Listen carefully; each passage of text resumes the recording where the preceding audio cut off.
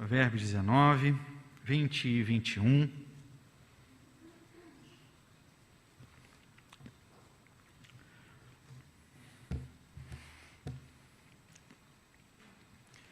Diz o texto: ouve o conselho e recebe a instrução, para que sejas sábio nos teus dias por vir. Muitos propósitos há no coração do homem, mas o desígnio do Senhor permanecerá. Oremos mais uma vez. Bondoso Deus, fale conosco, Pai. Ilumine, Deus, as nossas mentes, ouvidos, corações, para entendermos e internalizarmos tudo aquilo que Tu tens para nós e de nós nesse tempo, para a glória e louvor do Teu nome, Deus, em nome de Jesus. Amém. Queridos irmãos, o livro de Provérbios é um livro, como sabemos, de sabedoria. Lá em 1 Reis, no capítulo 3, vemos ali Salomão pedindo a Deus que lhe desse então sabedoria para liderar bem o povo de Israel. E assim, Salomão então ficou conhecido como o homem mais sábio daquele mundo antigo. Também lá em 1 Reis, agora no capítulo 4, versos 32 e 33, nós lemos que Salomão, diz o texto, compôs 3.000 provérbios e foram os seus cânticos 1.005. Discorreu sobre todas as plantas, desde o cedro que está no Líbano até o isopo que brota no muro. Também falou dos animais e das aves, dos répteis, dos peixes. Ou seja, queridos, Salomão era como que uma verdadeira fonte de sabedoria para Israel. Assim, apesar de não ter escrito todo o livro de Provérbios, teve sim grande importância para o povo de Israel. E na introdução ali então de Provérbios, nós lemos que nós também podemos ganhar sabedoria. E é bom fazermos essa distinção. Para nós, geralmente, essa palavra sabedoria está muito ligada também a outra palavra, conhecimento. Mas no hebraico, essa palavra para sabedoria significa até muito mais do que uma atividade tão somente mental.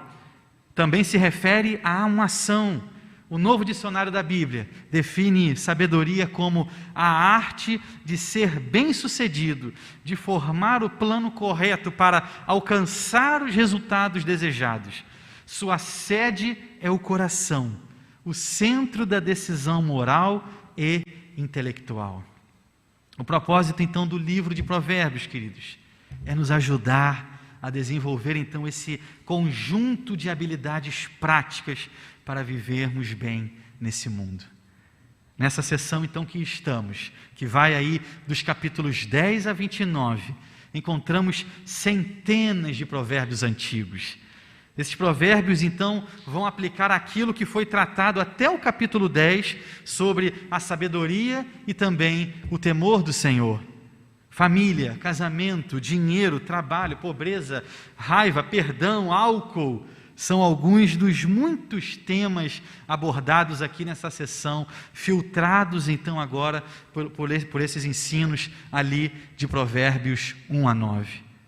Outra questão importante que precisamos ter em mente ao lermos então aqui dos capítulos 10 a 29 é que esses provérbios falam sobre probabilidades. Se você teme ao Senhor e faz escolhas sábias e boas, provavelmente as coisas então irão bem para você. Agora, se você não teme ao Senhor, é chamado de tolo e sua vida provavelmente não irá bem. Isso pode ser uma verdade, mas nem sempre.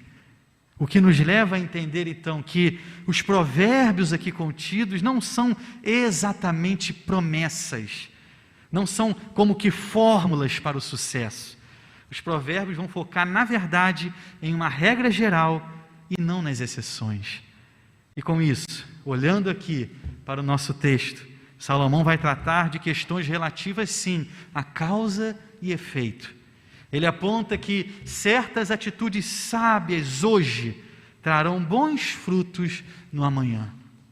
Vamos observar, então, algumas orientações preciosas que nos podem aqui ser, de fato, muito úteis. E a primeira orientação é essa, é para ouvir e receber. Verso 20 nos afirma: ouve o conselho e recebe a instrução para que sejas sábio nos teus dias por vir. Ouve e recebe, queridos, são dois imperativos importantes aqui nesse texto. Ouvir o conselho, receber a instrução, são atitudes daqueles que então agora se revestem de humildade. O orgulhoso, o arrogante, ele não ouve. Na verdade, ele tem sempre até muito para falar, mas muito pouco tempo para ouvir. Aquele que pensa saber tudo, na verdade, perde excelentes oportunidades de novos aprendizados. Se eu vou, por exemplo, para uma aula, na certeza de que eu já sei tudo o que será dito, a minha arrogância fará com que eu me feche, e se algum conceito novo for ali apresentado, simplesmente passará por mim, porque a minha altivez, a minha vaidade, não me deixarão então ali ser ensinável. Quando aqui em nosso culto nós participamos do momento que tivemos há pouco de confissão de pecados, essa prática é justamente o oposto disso. É quando eu então me achego humildemente, reconhecendo o meu pecado, reconhecendo a minha pequenez diante do Deus Todo-Poderoso. Nós oramos para que Ele de fato nos perdoe e com isso possamos então dar continuidade ao nosso culto agora lavados, limpos, purificados. Para quê? Para que ouçamos a sua voz, através da pregação da sua palavra, sem qualquer orgulho, arrogância, vaidade, de maneira que possamos de fato ouvir o seu conselho, receber a sua instrução. A palavra conselho na Bíblia, queridos, e mais especificamente aqui no livro de Provérbios, ela também possui uma grande relevância. Provérbios 20, verso 18 nos afirma: os planos mediante os conselhos têm bom êxito, faze a guerra com prudência. Os generais, queridos, eles se aconselhavam ali mutuamente, uns aos outros, no preparo das batalhas. Na batalha da vida, é por vezes perigoso nos basearmos apenas na nossa sabedoria, na nossa própria experiência e ignorarmos a sabedoria de outros cristãos mais experientes que nós. Provérbios 12, 15 vai falar assim: o caminho do insensato aos seus próprios olhos parece reto, mas o sábio dá ouvido aos conselhos. É muito tentador ouvirmos somente a nós mesmos. Nos poupa aí, quem sabe, de uma série de incômodos, desconfortos e até mesmo certos desgastes. Mas nos é dito que o sábio é aquele que dá ouvidos, não necessariamente segue a todos, mas ouve, se abre a ouvir então os conselhos. Provérbios 18:1 nos fala: o solitário busca o seu próprio interesse e insurge-se contra a verdadeira sabedoria. Em Provérbios, uma fonte muito clara dos conselhos sábios são justamente dos pais tementes ao Senhor aos seus filhos. Provérbios 23, 22 nos fala: ouve a teu pai que te gerou e não desprezes a tua mãe quando vier a envelhecer. E aqui essa palavra ouve, no original também tem uma ideia muito específica: ouvir com atenção ou interesse. É quando você aqui agora se move com o desejo de realmente aprender aquilo que ouve. É um pouco, claro, do que nós já estamos fazendo aqui agora. Ouvimos a voz de Deus através da pregação da sua palavra, desejosos de aprender, desejosos de absorver conhecimento para as nossas vidas, uma vez que aceitemos então o convite a ouvir o conselho. A forma com que então aplicamos a verdade ouvida é uma prova do nível de comprometimento que nós temos com a sabedoria. Mas um alerta importante, queridos: muito cuidado se você recebe conselhos de muitas pessoas diferentes. Pode ser que você esteja buscando ouvir o conselho que quer e acabar buscando em amigos, colegas, familiares, aquilo que deseja ouvir e não exatamente o que precisa ouvir. E além de ouvir, somos chamados também a receber a instrução. Provérbios 4, verso 13, diz assim: retenha a instrução e não a largues, guarde-a, porque ela é a tua vida. Não tem maior, não tem melhor instrução do que a própria palavra de Deus. Devemos ter, queridos, a Escritura Sagrada conosco para nos instruir. Provérbios 30, verso 5, lemos assim: toda a palavra de Deus é pura, ele é escudo para os que nele confiam.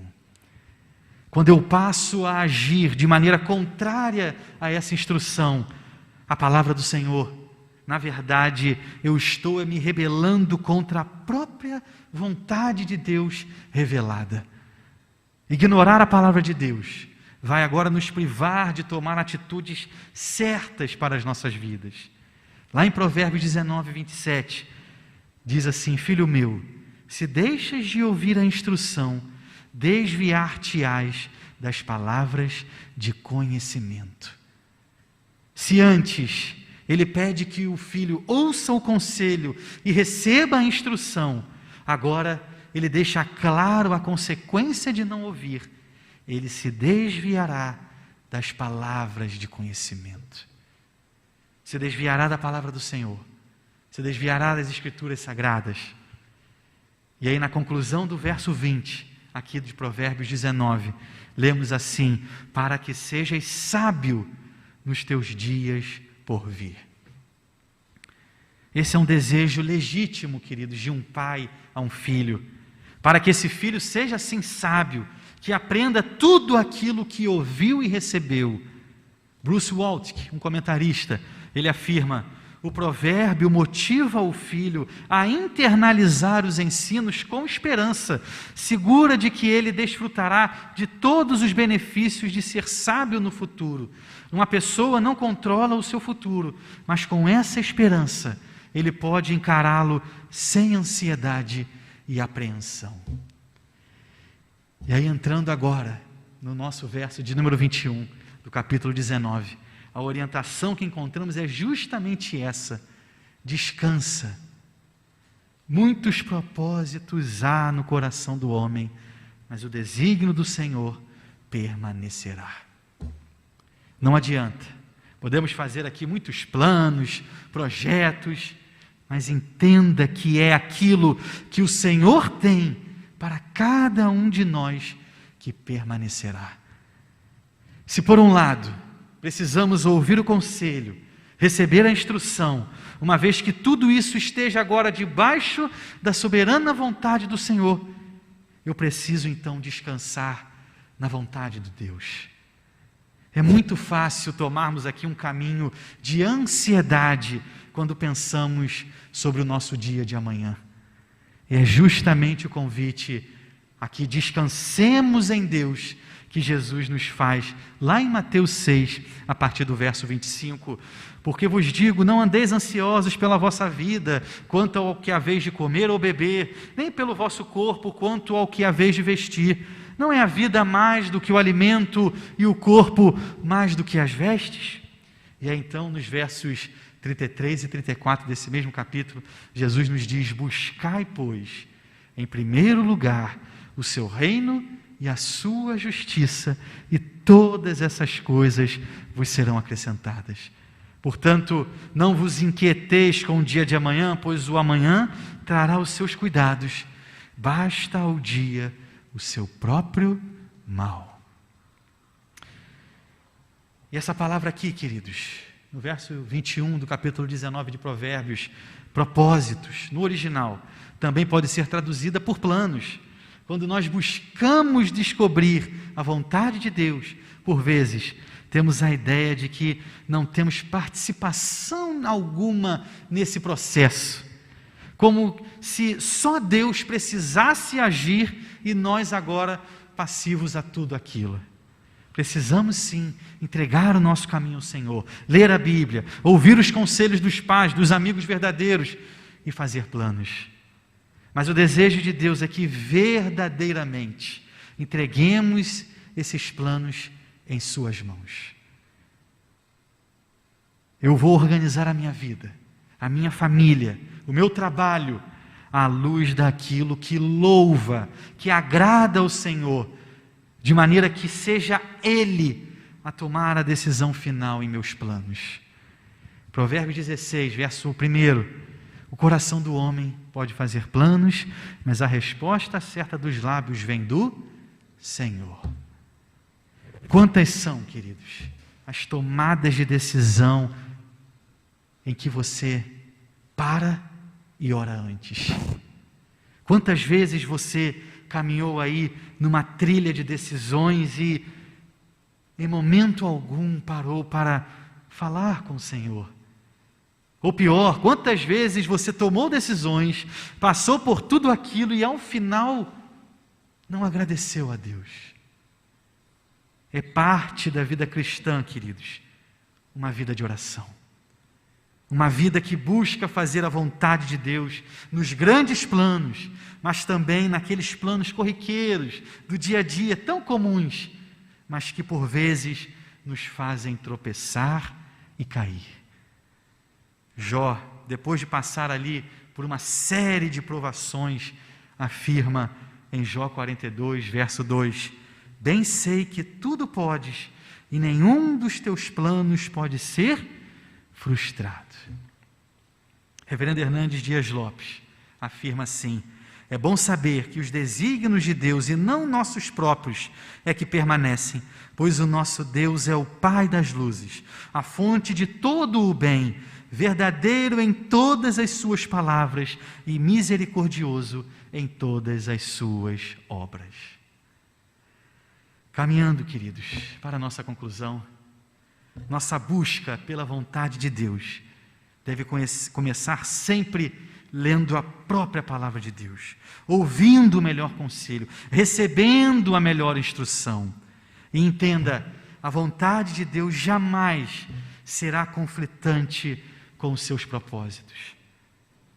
Seguindo assim, nos revestiremos de sabedoria e deixaremos então de tomar decisões precipitadas.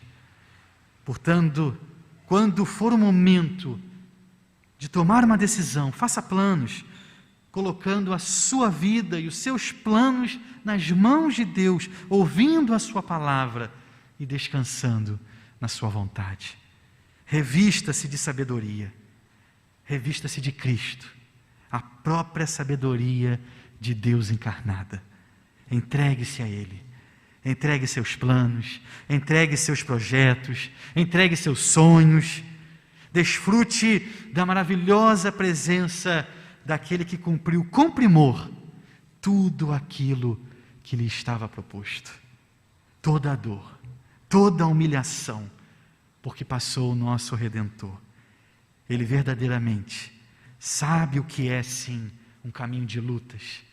Mas lembre-se o que nos diz João 16, 33. Essas coisas vos tenho dito, para que tenhais paz em mim. No mundo passais por aflições, mas tende bom ânimo, eu venci o mundo. Amém, queridos? Vamos orar? Você terá esse tempo agora de oração silenciosa, entregando a sua vida aos pés desse Deus maravilhoso. Um Deus perfeito, um Deus relacional, um Deus que é verdadeiramente capaz de transformar situações que a sociedade, a ciência, a medicina, a filosofia, por vezes não tem soluções para tal. O nosso Deus pode, o nosso Deus é capaz. Nós cremos no Deus que é soberano sobre tudo e todos. E é esse Deus que nos chamou até aqui e que falou comigo e com você, a que descansemos nele, a que ouçamos o teu conselho, retendo essa instrução maravilhosa,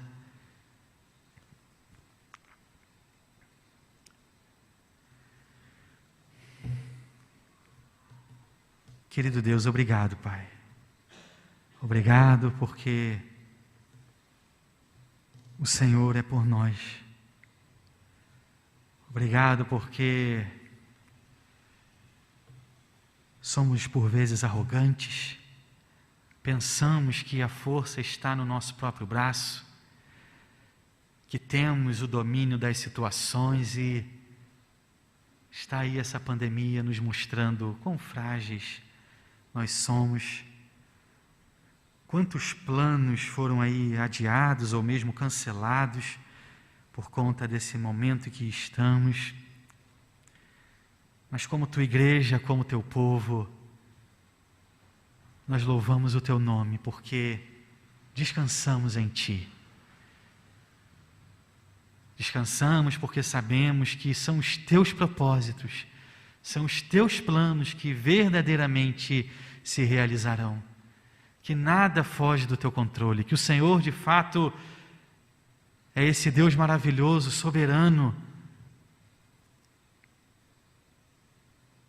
que tem o controle de tudo nas mãos. Ó Deus, visite a cada um de nós, aqueles que também nos acompanham pela internet, ó Deus, e que possamos verdadeiramente ter um coração que te busca, te louva, te adora de forma cada vez mais próxima, presente, e que tem pelo Senhor cada vez maior intimidade. Sê conosco, Deus, nessa semana, apesar de por vezes passarmos por lutas, por questões, decisões, o Senhor é conosco. Obrigado, Pai. Fique com cada um, é o nosso desejo, a nossa oração, que te fazemos no nome do nosso Salvador, Cristo Jesus. Amém.